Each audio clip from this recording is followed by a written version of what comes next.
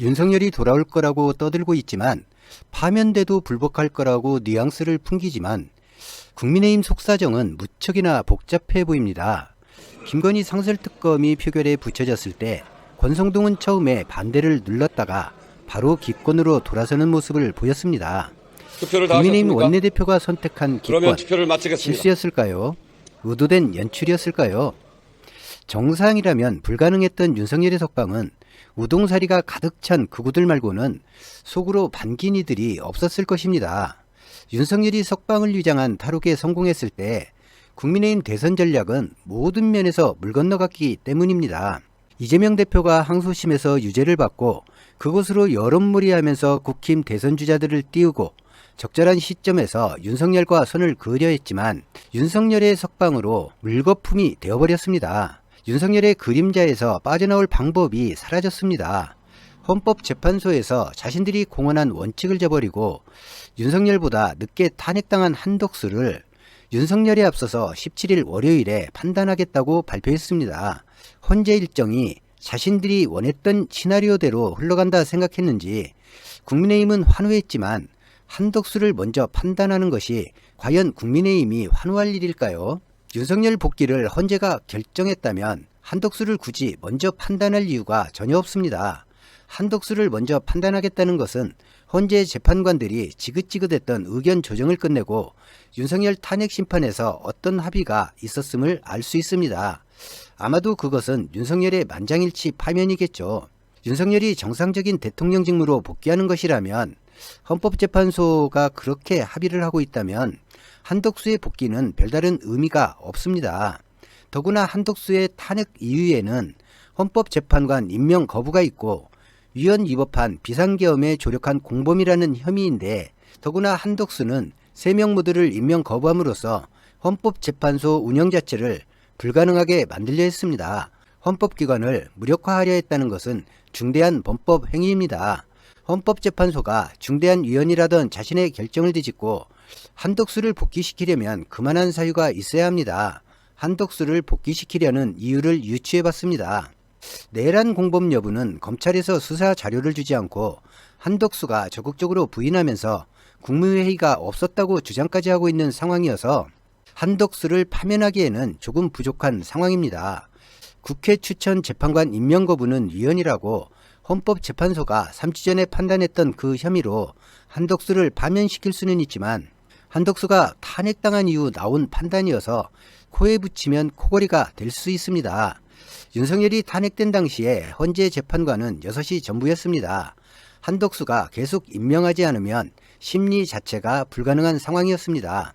헌법재판소법 23조 1항은 재판관 7명 이상의 출석으로 헌재 사건을 심리하도록 규정하고 있어 6인 체제에서 심리가 불가능했습니다. 민주당도 이진숙을 탄핵하면서 합의제 기관의 정족수 주장을 했던 터여서 헌재법 23조를 위반하여 6인으로 심리하라고 주장할 수 없었습니다. 한덕수와 국민의힘은 재판관 임명을 거부함으로써 사실상 탄핵 재판이 진행될 수 없도록 그렇게 하려고 했습니다. 그래서 윤석열이 탄핵당한 채로 임기를 다 채울 것이라는 말이 나온 것입니다. 그런데 시간이 지나고 변화가 생겼습니다.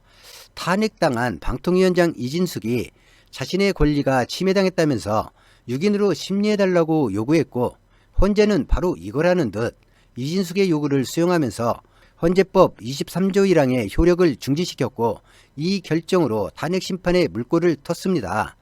윤석열 탄핵 심판에서 알고 보면 이진숙이 원치 않은 공헌을 하게 된 것입니다.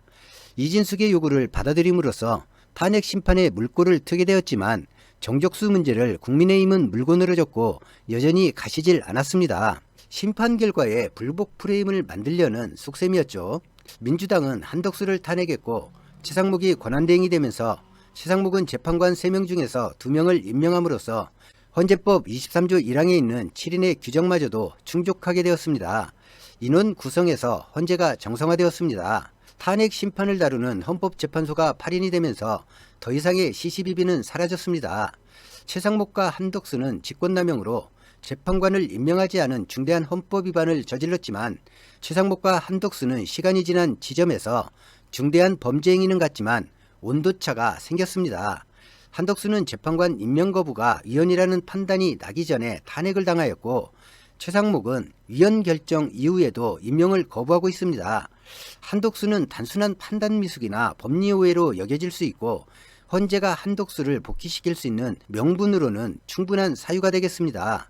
대통령을 파면하고 치러지는 조기 대선 전국에서 혼란을 수습하면서 이끌어갈 마땅한 관리자가 필요한데, 최상목보다는 한덕수가 직책이나 이름값을 보더라도 적당하지 않겠냐는 정치적 고려가 한덕수를 복귀시키려는 하나의 이유인 것 같고, 헌법재판소 위헌 결정을 무시하고 재판관 임명을 여전히 거부하고 있는 최상목에게 헌법재판소가 권한대행의 울타리를 걷어냄으로써 나름의 복수를 하는 것으로 그렇게 보입니다.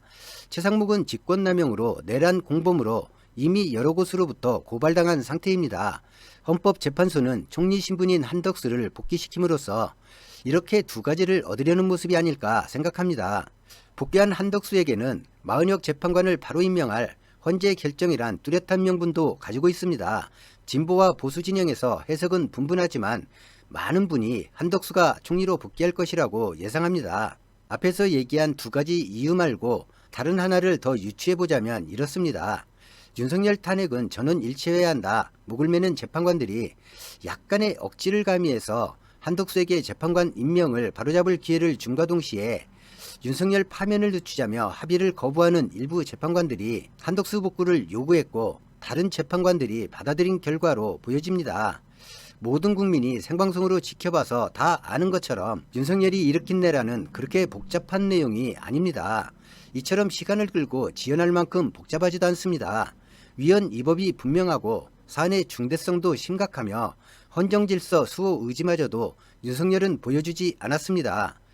헌재가 결정을 미루는 이유는 하나뿐입니다. 정치적인 여러 가지 고려를 너무 많이 해서입니다.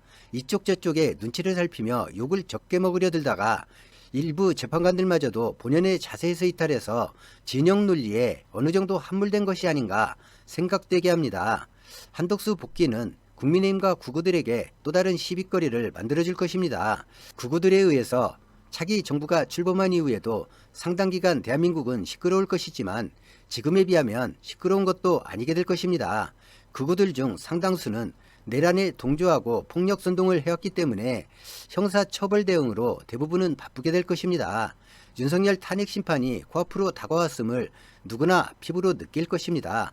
의견 일치를 보았고 결정문을 다듬는 상태라면 3월이 지나기 전에 윤석열 탄핵 심판은 결론이 날 것입니다. 24일 월요일은 한덕수 탄핵 결정일이고 윤석열의 내란죄 형사재판이 시작되는 날입니다. 화요일은 공석으로 현재 일정이 비워져 있습니다. 이틀의 공지기일을 감안하면 화요일 25일은 어렵습니다. 이재명 대표의 선거법 위반 항소심 판결이 3월 26일 나오는데 이날은 고등학교 모의고사가 있는 날이어서 피할 것으로 보이고, 국민의힘에서는 이재명 대표 항소심 판결이 나는 26일 이후에 헌재가 결정해 주기를 간절히 바라왔습니다. 하루라도 일찍 판결해달라고 국민은 아우성치고 있지만 빨리 탄핵이 돼가지고 파면이 돼서 좀 사회가 좀 안정적으로 자기 맡은 일에 그냥 다 일상으로 돌아갔으면 좋겠어요. 12월 3일부터 계엄 선포된 다음부터는 너무너무 불안하고 이 나라에서 사는 게 우울해요. 평일에도 나오고 모든 일상이 다 망가졌습니다. 헌재에서 이재명 대표 항소심 판결이 내려지는 26일 이후로 윤석열 탄핵 심판일은 미뤄질 것으로 보입니다. 27일에는 윤석열 탄핵 사건 외에 다른 사건들의 심리나 결정이 예정되어 있습니다. 헌재 일정에서 28일 금요일은 현재 일정이 잡혀있지 않습니다. 중요 사건을 주말에 앞서 판결한 전례에 비춰보면 28일이 윤석열 탄핵 심판일로 결정될 확률이 지금으로선 가장 높다 할 수 있습니다. 28일 결정이 나려면 26일에는 선고일을 공지해야 합니다. 26일에 선고일 공지가 없다면 3월 31일 월요일에 윤석열 탄핵 결정이 내려질 것으로 보이지만 지금 돌아가는 꼬락서니를 보면 3월을 넘겨 탄핵 판결이 내려질 가능성도 적지 않아 보입니다. 사람 잡는 설마가 현실로 나타나는 경우가 많은 요즘입니다. 4월 18일에는 2명의 헌법재판관이 퇴임합니다. 그럴 리는 없어야겠지만 이때까지 헌재 판결이 나지 않으면 윤석열 파면은 사실상 불가능해집니다. 대한민국을 시궁창으로 밀어넣을 작정이 아니라면 헌법재판소 재판관들이 설마 이런 결정을 하지는 않겠죠. 헌재 판결이 늦어지면서 국민의 피로도는 급격히 쌓이고 있습니다. 그래도 헌법재판관들의 양식을 믿기에 아직까지 버티고 있지만 이런 걱정까지 해야 하는 현실이 너무나 비참합니다. 잠을 자도 푹 잤다 느껴본 지가 언제인지 기억도 가물가물합니다. 대한민국이 정지되어 서서히 가라앉는 그런 초조감과 바로잡지 못하고 이대로 침몰할 수 없다는 절박함이 광장으로 시민들을 나가게 하고 서로의 의지를 확인하고 힘을 얻습니다. 작은 힘과 작은 함성 하나하나가 모여 거대한 힘을 만들어내고 있습니다. 대한민국 역동성의 근원이 어디에 있는지 희망의 끈을 놓을 수 없는 이유를 발견하게 됩니다. 대한민국은 윤석열 3년 집권기 동안 너무 많이 망가졌습니다. 최근에 정치권과 헌재의 모습에서 짜증과 허탈함도 있지만 다른 한편에선 기대감도 커지고 있습니다. 기대감은 윤석열이 파면되리라는 것과 조기 대선이 치러져서 대한민국을 단시간에 안정시키고 다시 도약시킬 수 있는 대통령을 뽑는다는 것입니다. 민주당 이재명 대표의 압도적 대선 주자 1위는 과거와 현실을 돌이켜볼 때 당연한 것이 아니고 지지자들과 함께 만들어낸 기적이라 할 수 있습니다. 이재명 대표를 아는 사람들에게 이재명 대표의 행보는 특별하지 않지만 검찰과 언론과 국민의힘이 합작해서 만들어냈던 이미지, 그렇게 만들어진 악마된 이미지를 가졌던 이들에겐 상당한 충격으로 다가오는 모습입니다. 아직도 언론에서는 집중해서 조명해주지 않지만 대표직을 연임하면서 환골탈태에 가깝게 변한 민주당의 모습과 민주당의 그런 모습이 확실하게 빛났던 계엄 선포 날 보여줬던 모습, 이런 민주당이 가능하도록 이끌었던 이재명 대표의 지도력, 이재명 대표는 어떤 프로에 나가든지 어떤 장소에서 어떤 누구를 만나든지 이재명 대표의 주가는 계속해서 상승 곡선을 그리고 있으며 심지어 저건 공격거리를 제공한 실수라 생각되는 일에서 예상되었던 몇 명과 언론에서 공격받았지만 조금의 타격감도 이재명 대표에게 주지 못했습니다. 특이한 지점도 눈에 보이고 있습니다. 보수 원로들에게 칭찬까지는 아니라 해도 검찰과 기존 미디어에 의해서 만들어진 악마화된 이미지가 매우 잘못된 것이라는 뜻밖의 평가를 받고 있기도 합니다. 삼성의 정보력은 국정원급이라는 말이 존재합니다.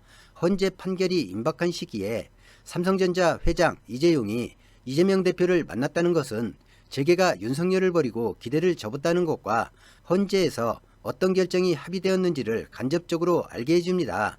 윤석열이 집권하고 3년이 되어가는 지금 가장 많이 뼈아픈 지점은 대한민국에서 올바른 가치가 너무 많이 손상되었다는 것입니다. 급격히 손상된 가치는 바로잡는 과정에 많은 시간을 요구하고 회복하는 기간에서 발생할 정치적 갈등과 행정적 비용은 우리 모두가 어쩔 수 없이 치러야 합니다. 대통령으로 윤석열 하나를 잘못 뽑은 대가치고는 우리 국민, 우리 대한민국이 치러야 하는 대가가 너무나 크고 엄중합니다.